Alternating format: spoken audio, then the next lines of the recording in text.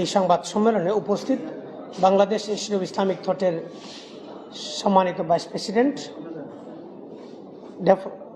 South east ইউনিভার্সিটির vice chancellor এবং Daffodil ইউনিভার্সিটির প্রাক্তন vice chancellor professor doctor Yusuf M Islam, উপস্থিত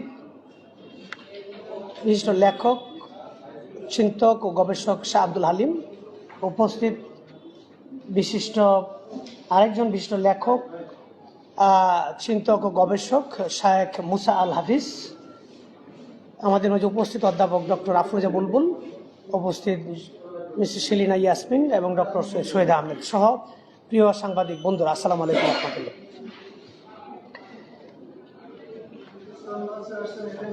আপনারা জানেন যে স্বাধীনতার পর থেকে বাংলাদেশের শিক্ষা ব্যবস্থার উন্নতির লক্ষ্যে বহু শিক্ষানীতি ও পরিকল্পনা গ্রহণ করা হলেও বেশিরভাগ ক্ষেত্রে তা ছিল শাসক গোষ্ঠীর চিন্তা চেতনাকে সাধারণ জনগণের উপর চাপিয়ে দেওয়ার প্রয়াস।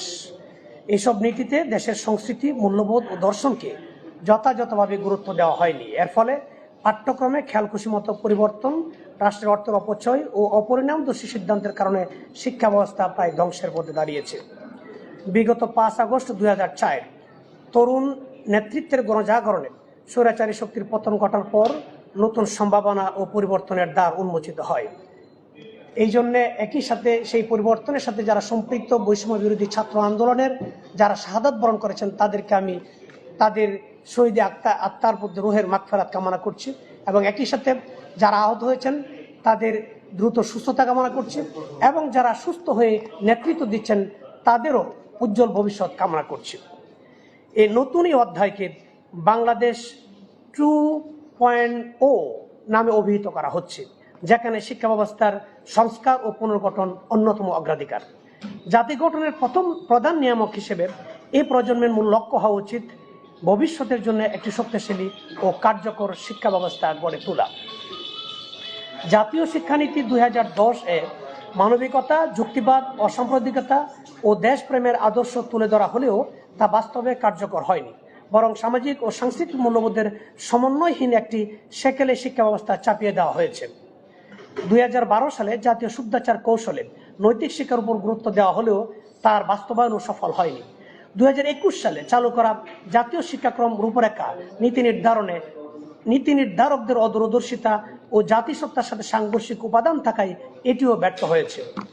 এছাড়া উচ্চশিক্ষার লক্ষ্যে বিগত সরকারের গৃহীত সংশোধনী কৌশলগত পরিকল্পনা, অর্থাৎ যেটাকে 2018 to 2030 এর ও ক্রিটিক্যাল রিভিউ দরকার।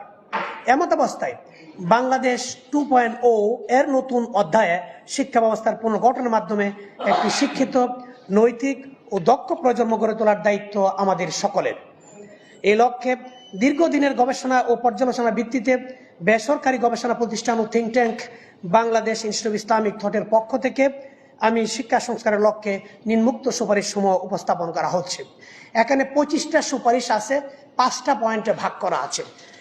একটা হলো শিক্ষানীতি, আর একটা হলো পাঠ্যক্রম, একটা হলো শিক্ষক প্রশিক্ষণ, আর একটা হলো মূল্যায়ন এবং সর্বশেষ হলো ব্যবস্থাপনা।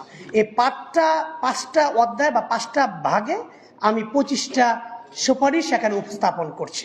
বিস্তারিত পলিসি পেপারস আমাদের রয়েছে, যেগুলি আমরা মন্ত্রণালয়ে যথাযথভাবে জমা দেব ইনশাআল্লাহ।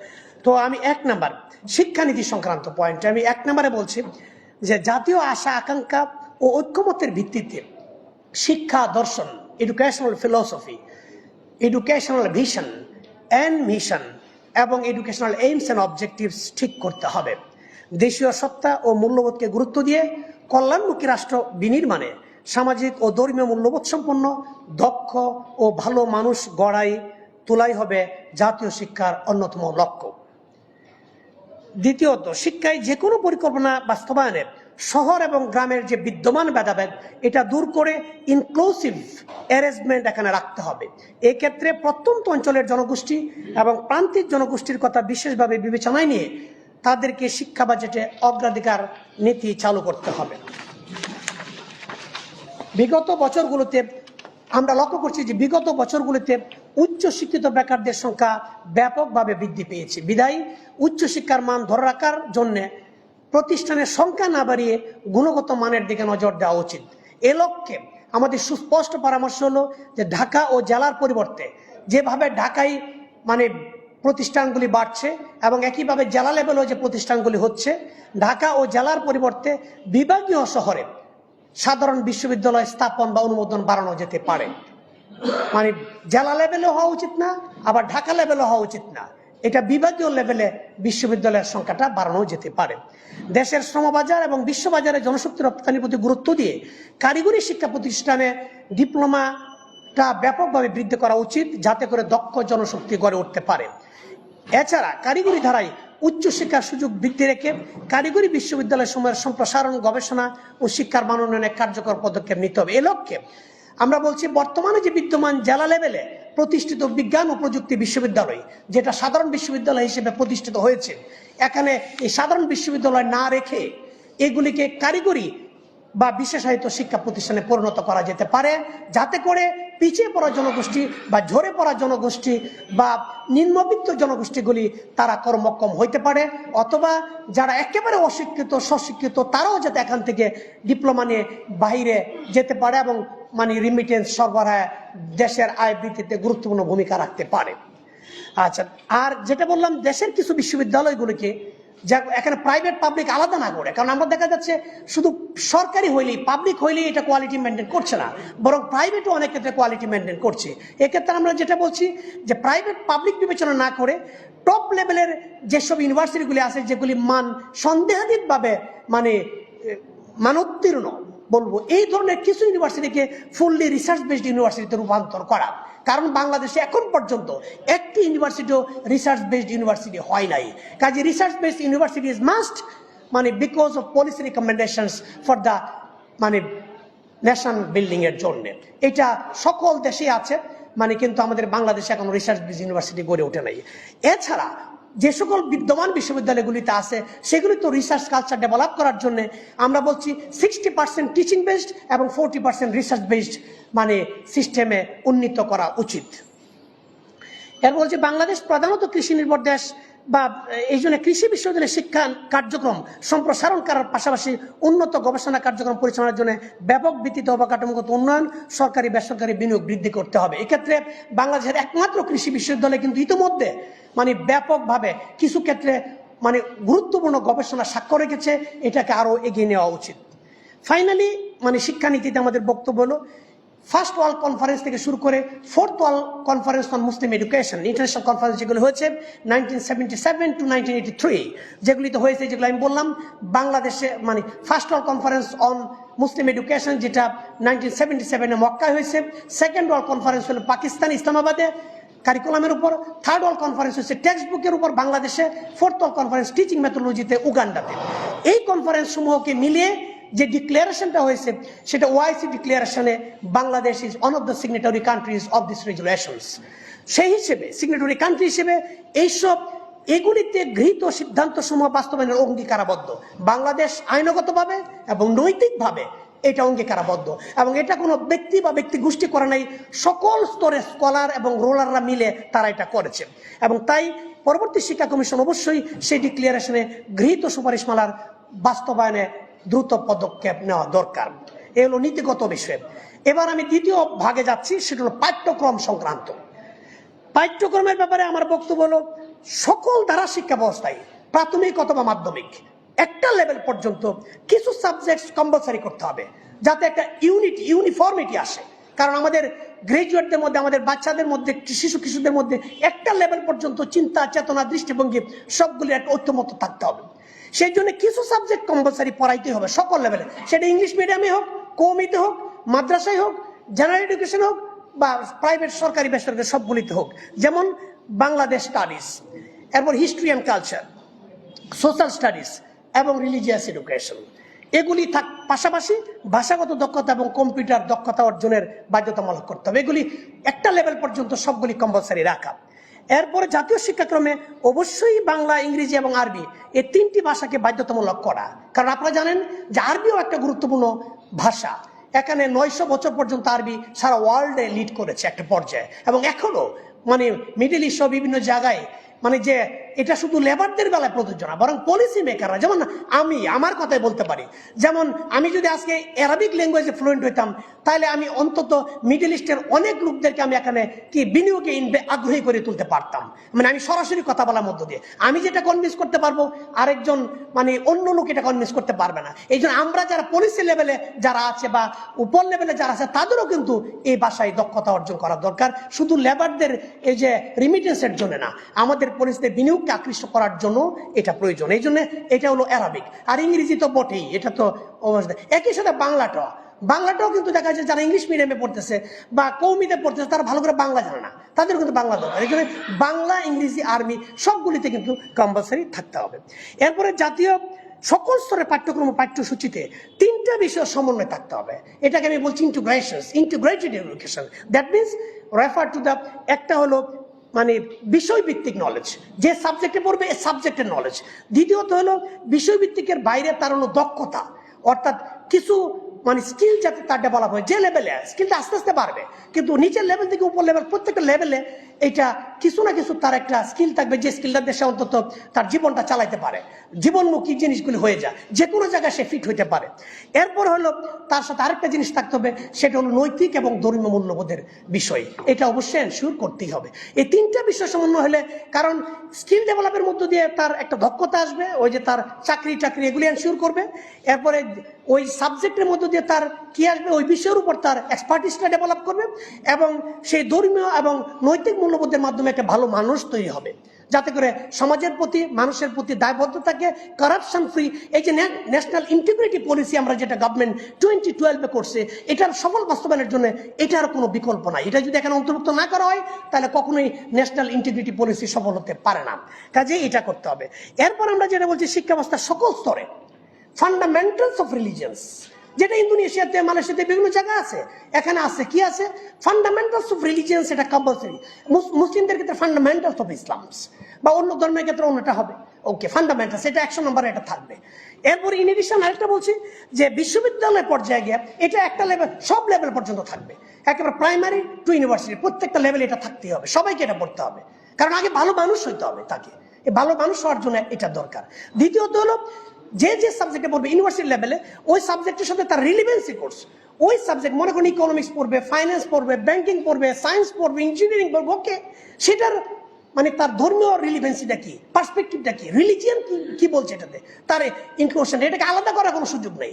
এখন আমাদের এখানে কি হচ্ছে, দুয়ালিটি ইন এডুকেশন, দুয়ালিজম ইন এডুকেশন, এটাকে বাদ দিতে হবে। এটাকে অবশ্যই religion must be the integral part of education. এটা হলো আমাদের বক্তব্য, এটা থাকতে হবে। জি, আচ্ছা। এরপরে আমাদের দেশের শিল্প অর্থনৈতিক পরিকাঠামোর সাথে মিল রেখে বিশ্ববিদ্যালয়গুলিতে বিভাগ চালু, শিক্ষা কারিকুলাম চালু করা। যেমন আমি অনেক ইউনিভার্সিটিতে আমি কারিকুলামের পিএইচডি করছি, ইউনিভার্সিটি কারিকুলামের উপর। ঢাকা ইউনিভার্সিটিতে 2টো ডিপার্টমেন্টে আমি এটার উপর স্টাডি করছি। স্টাডি করে দেখলাম এমন অনেক কোর্স তৈরি করছে, যেসব কোর্স আসলে হলো আমাদের বাংলাদেশের গ্রাজুয়েটদের জন্য দরকার না। এটা কার জন্য?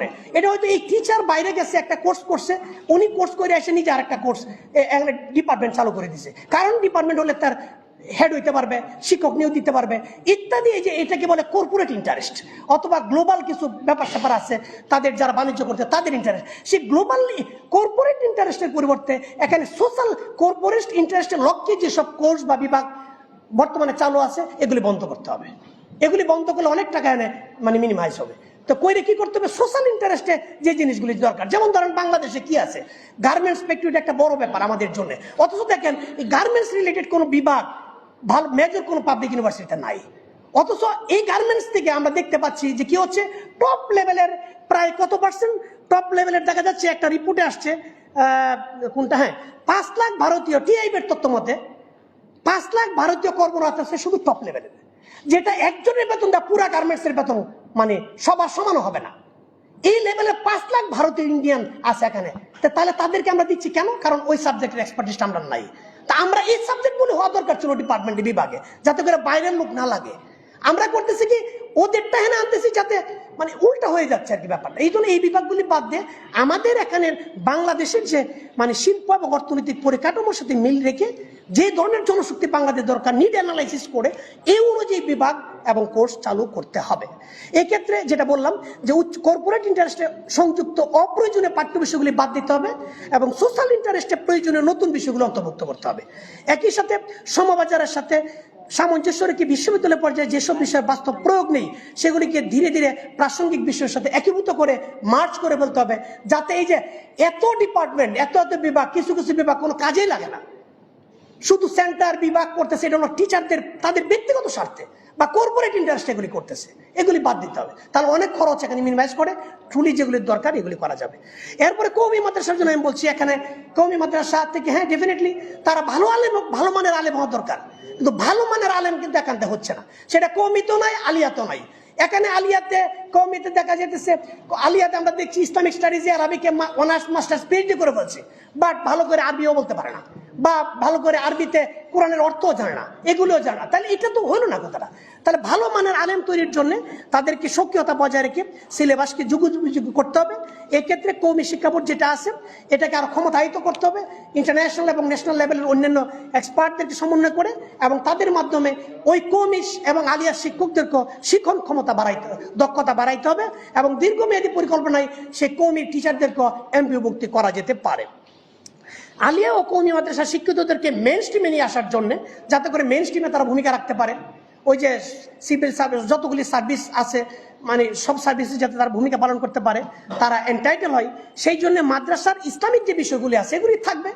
এগুলির পাশাপাশি সমাজবিজ্ঞান, রাষ্ট্রবিজ্ঞান, অর্থনীতি, বাধ্যতামূলক ভাষা ও তথ্য প্রযুক্তি, ইতিহাস ও সভ্যতা এগুলিকে অন্তর্ভুক্ত করতে হবে। পাশাপাশি মাদ্রাসা শিক্ষায় কারিগরি ব্যাপকভাবে কারিগরি শিক্ষাকে অন্তর্ভুক্ত করতে হবে এবং উচ্চশিক্ষার সুযোগ সৃষ্টি করার জন্য সরকারি বেসরকারি পার্টনারশিপের মাধ্যমে গবেষণা কার্যক্রম আগায় নিতে হবে। এই হলো পাঠ্যক্রম সংক্রান্ত বললাম। এবার হলো শিক্ষক সংক্রান্ত, শিক্ষক মানে দের ব্যাপারে যেটা মেইন একটা বড় বিষয়। তো শিক্ষকদের ব্যাপারে আমার বক্তব্য হলো যে সকল স্তরের শিক্ষক, সেটা কওমি হোক, আলিয়া হোক, জেনারেল মাদ্রাসা হোক বা জেনারেল এডুকেশন হোক, ইংলিশ, সকল লেভেলের জন্য তাদের প্যাডাগজি স্কিল থাকতে হবে, মাস্ট। প্রফেশনাল প্যাডাগজি স্কিল যেটা হলো আর্ট অফ টিচিং লার্নিং, এটা থাকতে হবে। এটার পাশাপাশি তার যে সাবজেক্ট পড়াবো ওই সাবজেক্ট ভিত্তিক টিচিং মেথোডোলজি, যেমন teaching math, teaching English, teaching science, এই ধরনের উন্নত বিষয়ে যে আমাদের স্যার জানে, উন্নত বিষয়ে ফিলিপাইনে টিচার হয়ে যেতে পারতেছে, এটা কিন্তু করা যাবে না। দীর্ঘমেয়াদীতে আমাদেরকে এরকম একটা সিস্টেমে নিয়ে আসতে হবে যাতে করে এটা করা যায়। এরপরে বিশ্ববিদ্যালয় শিক্ষকদের জন্য আমরা বলছি জাতীয়ভাবে পৃথক শিক্ষক প্রশিক্ষণ ইনস্টিটিউট থাকবে, কারণ পিটিআই আছে প্রাইমারির জন্য, সেকেন্ডারির জন্য টিটিসি আছে, উচ্চ মাধ্যমিকের জন্য এসটিটিআই আছে, কিন্তু ইউনিভার্সিটি লেভেলের জন্য কিছুই নাই। ইউনিভার্সিটির জন্য অবশ্যই এরকম একটা ট্রেনিং ইনস্টিটিউট থাকতে হবে এবং সকল ধরনের ট্রেনিং ইনস্টিটিউট, সেটা প্রাইমারি হোক মানে উপর লেভেল হোক, সকলের শিক্ষকদের প্রশিক্ষকদেরকে বাধ্যতামূলকভাবে বাইরে থেকে এগুলোর উপর ডিগ্রিপ্রাপ্ত হইতে হবে, কারণ যাতে করে এবং এটা ইফেক্টিভ হইতে হবে। এখনো যেগুলি যদিও প্রাইমারি এই এবং টিটিসি আছে, এগুলি ইফেক্টিভনেস এর মধ্যে নাই। আমরা লক্ষ্য করছি এরা শুধু এই যে সার্টিফিকেট নেওয়ার জন্য, প্রমোশনের জন্য বিএড ডিগ্রি নিচ্ছে, এমএড ডিগ্রি নিচ্ছে, কিন্তু তাদের ওই যে প্যাডাগজিক্যাল স্কিল বাইটার জন্য যে ধরনের কমিটমেন্ট, সুযোগ সুবিধা এবং সরকারি নজর এদিকে অত্যন্ত কম, এদিকে সরকারি নজর বাড়াইতে হবে।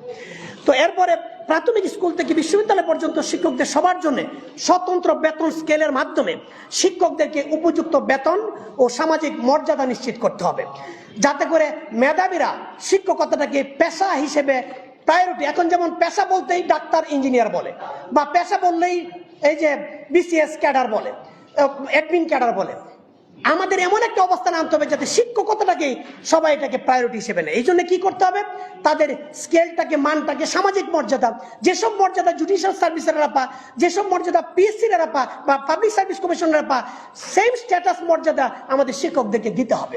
এবং এই জন্য আমি যেটা বলছি, পিএসসি এবং জেএসসির আদলে আপনার একটা ইএসসি চালু করা উচিত, এডুকেশন সার্ভিস কমিশন গঠন করা যায়, এবং যা অন্যান্য কর্মক্ষেত্রের তুলনায় মানে সামঞ্জস্যপূর্ণ হবে এবং বৈষম্যহীন হবে। এরপরে আমি চতুর্থ দফায় যাচ্ছি, মূল্যায়ন সংক্রান্ত, টিচার এবং স্টুডেন্ট মূল্যায়নে। এক্ষেত্রে আমরা বলছি সব ধরনের শিক্ষার্থীদের মূল্যায়ন পদ্ধতিতে বিষয়ভিত্তিক জ্ঞান থাকবে, ব্যবহারিক দক্ষতা থাকবে, সামাজিক দায়বদ্ধতা থাকবে এবং নৈতিক মূল্যবোধ। এই চারটা ক্যাটাগরির প্রতিফলন নিশ্চিত থাকতে হবে এবং এখানে মার্কিং আমি করে দিছি কোনটাতে কত পার্সেন্ট থাকতে হবে, এভাবে করে হইতে পারে। তাইলে এক্সপেক্টেড লুকগুলি আসবে, একটা ব্যালেন্স মানে প্রফেশনাল তৈরি হবে। মানে কম্প্রিহেন্সিভ ব্যালেন্স ওয়ান, কোনোটা একমুখী না, যেটাকে এডুকেশনের সংজ্ঞায় যেটাকে মিল্টন বলেছেন মানে কম্প্রিহেন্সিভ বা development of body mind and soul, এটা হবে এটার মধ্য দিয়ে। আচ্ছা, তো এবং একই ক্ষেত্রে সব লেভেলে শিক্ষক মূল্যায়নও অনুরূপ ধরনের থাকতে হবে, শিক্ষকদের এগুলি দেখতে হবে মানে এই ধরনের তার আছে কিনা, মানে তাদের এই যে মূল্যবোধের ব্যাপার কেমন, তার বিষয়দের জ্ঞান শুধু ছাত্রদের করবেন শিক্ষকদের নাই, তাহলে তো হবে না, সবার জন্য এটা থাকতে হবে, একটা সিস্টেম এমনভাবে করে নিতে হবে, তাদেরও অ্যাসেসমেন্ট প্রসেস থাকতে হবে, এটার ভিত্তিতে তার প্রমোশন ডিমোশন অমুক থাকতে হবে। আজকে কি হচ্ছে, একবার শিক্ষক হিসেবে ঢুকে যাইতে পারলে 8 বছর পরে প্রফেসর হয়ে গেছে, বাকি এই যে হয়ে যাইতেছে, 12 বছর পরে অমুক হয়ে যাইতেছে, অথচ তারা তার যে স্কিল জিনিসগুলি থাকা দরকার এগুলি কোনো প্রতিফলন নাই, সুযোগ সুবিধা তো সব নিয়ে নিতেছে, এটা কিন্তু হওয়া উচিত না। এটা এখানে মূল্যায়ন বাইরে উন্নত বিশ্বে কি করে আমি দেখছি যে টিচার সব ধরনের রিক্রুট হয় 1 ইয়ার 2 ইয়ার 3 ইয়ার, এরা কোনো পারমানেন্ট বলতে চাকরি নেই, কিসে পারমানেন্ট, তার বেসড অন দিয়ে পারফরমেন্স, 1 ইয়ার তার পারফরমেন্স কি এরপরে তার রিনিউ হবে, 2 ইয়ার্স পারফরমেন্স কি পরে রিনিউ হবে, 3rd ইয়ার পারফরমেন্স কি এরপরে রিনিউ হবে। আর আমাদের এনে যে গেছে গেছে একেবারে মনে হয় যে পার্মানেন্ট তার সবকিছু হয়ে গেছে, এগুলি তো তাহলে তো পারফরমেন্সের এটা থাকবে না, প্রতিযোগিতা থাকবে না, কম্পিটিশন থাকবে না, এমন একটা সিস্টেম থাকতে হবে ঢুকছে ঠিক আছে, ঢুকলে সে তাকে মানে তার রিওয়ার্ডও থাকতে হবে আবার পানিশমেন্টও থাকতে হবে, অর্থাৎ তার চাকরির ডিমোশন হতে পারে প্রমোশন হতে পারে, এরকম একটা কম্পিটিটিভ অ্যারেঞ্জমেন্ট থাকতে হবে এখানে।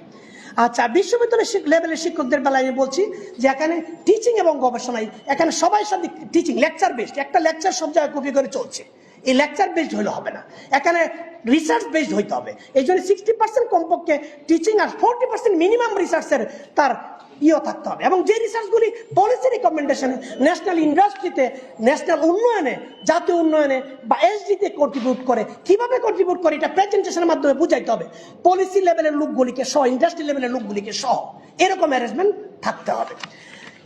ফাইনালি আমি ব্যবস্থাপনা সংক্রান্ত কথা বলছি, এটা অত্যন্ত গুরুত্বপূর্ণ ম্যানেজমেন্টের ব্যাপারটা, কারণ যত গন্ডগোল এই ম্যানেজমেন্টের বিষয় লইয়া তারা ভালো, তাহলে তো এখানে কি বললাম, এখানে বলছি যে সকল স্তরের শিক্ষা প্রতিষ্ঠান প্রধানদেরকে অবশ্যই স্বীকৃত বিশ্ববিদ্যালয় থেকে এডুকেশনাল ম্যানেজমেন্ট অথবা লিডারশিপের ডিগ্রি থাকতে হবে। আজকে দেখেন যতগুলি শিক্ষা প্রতিষ্ঠান আছে, শিক্ষা প্রতিষ্ঠান দূরে থাক, শিক্ষা পলিসি ঠিক করে তাদের কেউ কোনো এডুকেশনাল ব্যাকগ্রাউন্ড নাই, কোথাও নাই। আজকে দেখেন এই যে বিভিন্ন কমিটি করে অমুক করে, এই বাংলাদেশে একটা প্রতিষ্ঠান আছে, এটার নাম হলো ঢাকা ইউনিভার্সিটি, যেটা institute of education and research, কিন্তু দেখা যাচ্ছে আইআর এর প্রতিনিধি পর্যন্ত নাই। আর আমি যদিও বলবো আইআরটাও এখনো সে লেভেলে কিন্তু আসে না, আইআরটা শুধুমাত্র প্রাইমারি সেকেন্ডারি লেভেলে কিছু ডিল করছে, বাট হায়ার এডুকেশন এখনো তারা সেভাবে অ্যাড্রেস করতে পারে নাই, সেটাকেও আপডেট করতে হবে। আবার যতটুকু আছে অতটুকু তারা কাজে লাগাচ্ছে না সরকার, অন্যরা হয়ে গেছে বিষয় বিশেষজ্ঞ, শিক্ষা বিশেষজ্ঞ, মানে যে কেউ শিক্ষা বিশেষজ্ঞ হয়ে গেছে, অথচ উন্নত বিশ্বে শিক্ষার 4টা ধারা আছে। আমি এখানে যেটা বলছি মানে এটা তাহলে কি থাকতে হবে, এখানে এডুকেশনাল ম্যানেজমেন্ট থাকতে মানে তাদের এডুকেশনাল লিডারশিপ এবং পলিসি থাকতে হবে যদি প্রধান হওয়া যায়। আবার অন্যান্য ক্ষেত্রে এডুকেশনাল যে 4টা সাইড আছে, একটা হলো educational policy, educational philosophy, educational leadership, educational curriculum এবং এডুকেশনাল অ্যাসেসমেন্ট। এই বিষয়গুলোর উপর আলাদা আলাদা যাদের এক্সপার্টিস আছে, এই এক্সপার্ট দেরকে দেই মূলত বিভিন্ন ধরনের যত কমিটিগুলি গঠন করা হয় সব কমিটিতে তাদেরকে রাখতে হবে, মানে তাদের অংশগ্রহণ মাস্ট যারা এটার ডিগ্রি আছে। আচ্ছা, এরপরে বলছি যে সকল শিক্ষা প্রতিষ্ঠানের পরিচালনা পরিষদে এখানে একটা সিস্টেম আপনারা হয়তো জানেন যে শিক্ষানুরাগী সদস্য বলছে, আর শিক্ষানুরাগী সদস্যের নাম দিয়ে পলিটিক্যাল লিডারকে এখানে অন্তর্ভুক্ত করে বলছে। এই জন্য আমি বলবো আসলে শিক্ষানুরাগী সদস্য না, অনুরাগী নাম দিয়ে এটা ব্যাখ্যাতে করছে কি ওই যে লিডার অমুক তমুক সবের, এখানে হওয়া উচিত সুনির্দিষ্টভাবে শিক্ষক অথবা শিক্ষাবিদ সদস্য, মানে সকল প্রতিষ্ঠানে একজন শিক্ষক অথবা শিক্ষাবিদকে কমিটিতে রাখতে হবে, নট শিক্ষানুরাগী। শিক্ষানুরাগীকে মিস ইন্টারপ্রেট করা হচ্ছে, এটা শিক্ষাবিদ অথবা শিক্ষক প্রতিনিধি, এক। দ্বিতীয় শিক্ষক প্রতিনিধি না, শিক্ষাবিদ প্রতিনিধি। ওকে, আরেকটা জিনিস আমি বিভিন্ন এডুকেশনাল এন্টারপ্রেনারশিপের সাথে জড়িত, যে জন্য আমি দেখলাম এখানে শিক্ষা উদ্যোক্তা থাকতে হবে। কারণ অনেক লোক আছে মানে তাদের হয়তো অর্থ করি নাই, কিন্তু সে অর্গানাইজ করে দিচ্ছে, কিন্তু তাকে শিক্ষা উদ্যোক্তা সম্মান দেয়া মানে সে অর্গানাইজার, তার সেই সবাইকে ওই যে টাকাওয়ালা বলেন অমুকওয়ালা বলেন সবাইকে অর্গানাইজ করে দিচ্ছে সে, অথবা টিচার বলেন তার একটা ইনফ্লুয়েন্সার কারণ, কিন্তু তার কোনো এখানে কিন্তু স্বীকৃতি নাই। তাহলে এটা এই জন্যই বলছি শিক্ষা উদ্যোক্তার নাম দেয়া, এই উদ্যোক্তাদেরকে এখানে কি করতে হবে, উদ্যোক্তাদেরকে সদস্য করতে হবে, উদ্যোক্তা সদস্য এবং প্রতিষ্ঠাতার সদস্য। এবং উদ্যোক্তা আর প্রতিষ্ঠাতার সদস্যের বেলায় কোনো টাকা শর্ত না, মানে সে অর্গানাইজ করবে, লিড করবে, সবাইকে ম্যানেজ করবে, এটা টাকা দ্বারা এরা দাতা সদস্য থাকবে। কিন্তু এখন করছে কি দাতা উদ্যোক্তা এই যে সবাই এক করে ফেলছে, এক ক্যাটাগরিতে করে ফেলছে, এটা কিন্তু হচ্ছে না, এটা চেঞ্জ করা দরকার। এরপর আমি বলছি যে প্রত্যেকটা শিক্ষা প্রতিষ্ঠানের একজন ধর্মীয় প্রতিনিধিত্ব থাকা, ব্যক্তিত্ব থাকা উচিত, ধর্মীয় ব্যক্তিত্ব।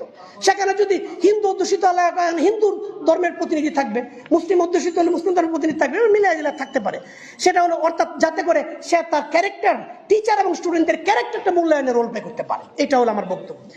এরপরে আমরা যেটা বলছি, জাতীয় বিশ্ববিদ্যালয়, ইসলামী আরবি বিশ্ববিদ্যালয়ের মতো যেগুলি এফিলিয়েটিং ইউনিভার্সিটি আছে, এগুলিকে কঠোরভাবে নিয়ন্ত্রণ ও মনিটরিং এর ব্যবস্থা করতে হবে, যাতে যত্র যত্র কলেজ, এই যে অনার্স মাস্টার্স, এগুলি চালু। সবাই দেখা যাইতেছে একটা বিল্ডিং নিয়ে এখানে অনার্স মাস্টার্স চালু করে দিছে, আর এই ক্যাম্পাস নাই, কিছুই নাই।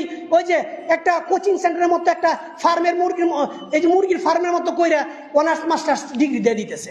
এগুলি জাতীয় বিশ্ববিদ্যালয় থেকে হচ্ছে, এগুলি কিন্তু বন্ধ করতে হবে। এগুলি বন্ধ করে এগুলি একটা শক্ত ইয়ের মধ্যে নিয়ে আসতে হবে, যে কন্ট্রোলে নিয়ে আসতে হবে, যাতে করে যত্রতত্র প্রতিষ্ঠানও করতে না পারে, যে কোনো সাবজেক্টও না হইতে পারে, এবং দক্ষ গ্রাজুয়েট আসতে পারে। আচ্ছা, ফাইনালি জাতীয় শিক্ষা ব্যবস্থার সংকট মোকাবেলায় অবিলম্বে এই যে বাংলাদেশ সরকার বর্তমান যে এই যে অন্তর্বর্তীকালীন সরকার 6টা সংস্কার কমিশন করছে, আলহামদুলিল্লাহ, অনেক সাধুবাদ জানাই যে 6টা সংস্কার কমিশন করছে। এটা timely initiative by the government, কিন্তু আসলটাই নাই। এটা হলো শিক্ষা সংস্কার, যেটা হলো আসল নিয়ামক, যেটা হলো মেরুদণ্ড। এটার ব্যাপারে শিক্ষা সংস্কারের বিষয়ে কোনো কমিশন করা হয়নি।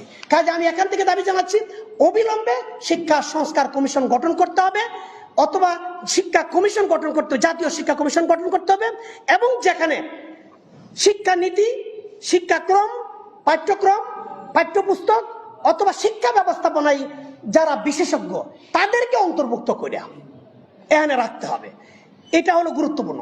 একই সাথে দেশের শিল্প ও শ্রমবাজারের সাথে পরিচিত ব্যক্তিত্বদের রাখতে হবে, এছাড়া ধর্মীয় ব্যক্তিত্বদের অন্তর্ভুক্তি নিশ্চিত করতে হবে।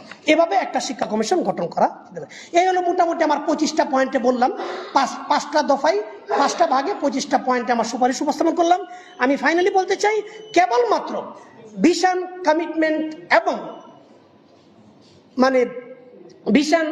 কমিটমেন্ট এবং কন্টিনিউয়াস ইফোর্টের মধ্য দিয়েই এই যে লক্ষ্যমাত্রা আমি যেগুলি বললাম, এগুলি অর্জন করা সম্ভব। কারণ what there is no vision, there is no commitment, what there is no commitment, there is no action.